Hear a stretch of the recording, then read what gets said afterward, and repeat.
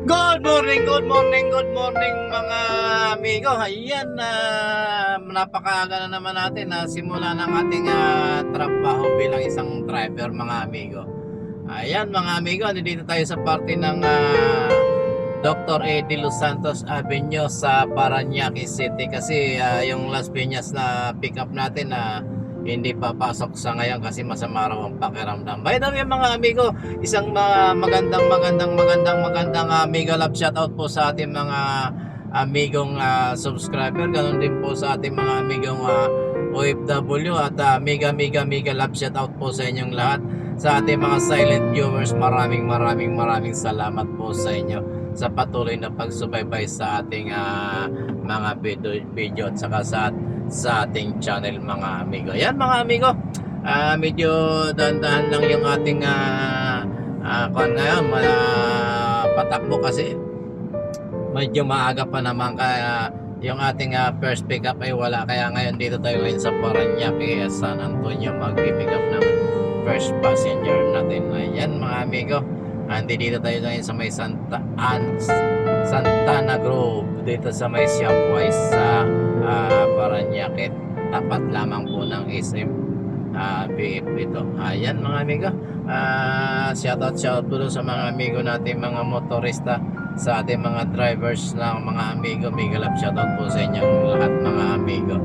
Ayan, dandahan lang, takbong pugi lang tayo mga amigo kasi maaga pa naman. Actually ang pick up natin dito dapat ay mga 5:50 or 5:55 ng umaga. Time check po ay 5:23 pa lamang po tayo ngayon sa oras na ito. Ayan, medyo malayo-layo pa naman mga amigo yung ating pipick up, kaya lang siyempre pan lang tayo, chill lang tayo. Ayan mga amigo, ang opisina, ang pinapasokan pala nating opisina ay doon sa Makati, sa may Jupiter, kaya medyo malayo-layo din. At tsaga-tsaga lang, bagamat maliit ang income natin dito sa Pilipinas, hindi kagaya ng mga amigo nating nasa abroad, medyo nakaka-sustain or nakakatulong sa pamilya. Dito sa Pilipinas kasi napakababa ng minimum wage, tapos ang mamahal pa ng bilihin. Ayan nga, kaya shoutout sa mga magigiting nating OFW. By the way mga amigo, ang inyong amigo pala isa rin dating OFW, for almost 10 years tayo nagtrabaho sa abroad, kaya lang hindi tayo pinalad na makapag-impok ng milyones mga amigo. Ayan. Talagang ganyan ang buhay mga amigo, tsaga-tsaga lang at makakaraos din tayo. Ayan, may build up ng traffic dito sa may parte ng Port State sa Parañaque City, gawa ng mga sumasakay at nagsasakay ng mga jeepney. Tapos meron pa ditong mga ayan mga amigo, nakikita nyo yan, meron pang lumilikot papasok ng Port State dyan sa may, dito sa may Parañaque City. Ayan mga amigo, at hindi nagkabigayan lang ng kaunti. Ayan, shoutout sa mga amigo natin, mga ayan, nasa taas ng truck, mga kolektor ng garbage. Shoutout sa inyo lahat at ingat po tayo, baka mahulog po kayo dyan. Ayan, tuloy-tuloy po tayo at ayan, hindi na alam na amigo kung anong sasabihin. Ayan, shoutout po sa inyong lahat. At talagang ganyan ang buhay mga amigo. Dito sa atin hindi malaman kung paano pagkayod ang gagawin natin. Yung sahod talaga hindi sumasapat sa pang-araw-araw, lalo na kung meron kayong pinag-aaral na kolehiyo or kahit na hindi kolehiyo, meron kayong pinag-aaral na 3-4 na mga estudyante. Ay nako mga amigo, napakahirap ng buhay. Kaya iwan, sana balang araw yung mga anak natin or yung mga apo natin na medyo guminawa naman yung kanilang pamumuhay sa darating na panahon. Sana dumating yun ng maaga-aga pa at abutin pa ng inyong mga amigo.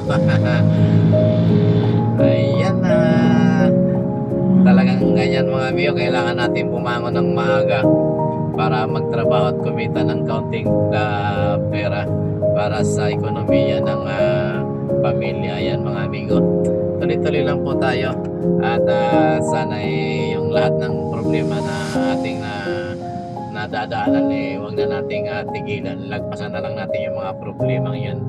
Ayan, shoutout po sa inyong lahat at medyo malapit-lapit na tayo. Nandito na po tayo sa may Paranaque, yung papunta ng City Hall. Medyo dito sa area na to sa araw talagang build up ang traffic dito sa area na to. Kaya kung may iwasan yung mga amigo ito sa mga motorista na pumupunta ng Baclaran, iwasan na natin to para hindi na tayo makadagdag pa doon sa problema ng ating mga traffic enforcer dito. Kasi dito medyo nagbibuild up ang traffic dito. Hanggang doon na po yan sa may SM Paranaque o sa may tinatawag nilang Asina nung araw. Ayan mga amigo, kasi ginagawa yung LRT LRT1 or LRT2 yata yung papunta ng Bacoor, Cavite. Ayan, shoutout sa inyong lahat. Ayan, sana kahalintulad ng pagluwag ng trapiko ang pagginhawa ng buhay dito sa Pilipinas. Ayan, kasi sabi nga nila ang nakikreate ng traffic ay yung pagbagal ng ekonomiya. Kasi siyempre kapag mabagal yung pagtakbo ng mga delivery natin, siyempre pag na-delay cause ng delay yung paglaki ng transportation na allowance din. Siyempre magbabayad kayo ng halimbawa yung truck na may karga ng mga goods or mga pagkain. Kapag na-delay po ng 5 oras yung biyahe niya, ay babayaran ng operator niya yung oras, yung overtime, kaya dagdag expenses na naman.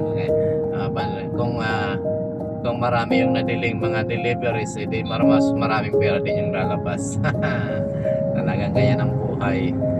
Ayan mga amigo, at medyo 1 kilometer na lang yung ating pagpipingapan.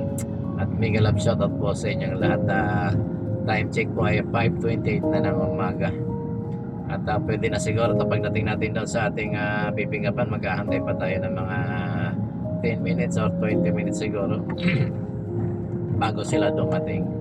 Talagang ganyan ang buhay at buhay ng isang driver.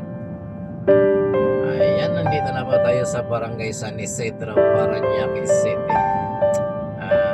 Dito marami dito pasahero, mga estudyante at saka mga katulad nating nagtatrabaho para sa ekonomiya ng ating pamilya. Kahit anong sabi nga kahit anong pagsisikap mo dito sa ating bansa, kung ang trabaho mo natin minimum wage lang ang ating kinikita, siguro hindi sasapat. Sa ngayon kasi medyo mahal na yung napakalaki talaga ng napakamahal ng cost of living natin dito sa Pilipinas. Ayan mga amigo, at maraming salamat po sa inyo lahat, at sana pagpalain tayo ng Panginoon sa maghapong ito, at sana ingatan tayo sa lahat ng oras na sa ating ginagawa. Ayan pa mga amigo, nandito na tayo sa may ating pipikapan. Ito yung area na pinipikapan natin sa araw-araw. Dito pumipick up tayo dito ng dalawang co-workers natin. Medyo yung isa medyo mataas yung position doon sa pinapasokan natin, saka yung isa naman ay isang ordinary empleyado doon. Mga nasa opisina po silang lahat. Ayan mga amigo, dito na tayo. Dito tayo sa area na to pumipick up mga amigo. Ayan, pasensya na, inupo po si Os kada dal mag-isa.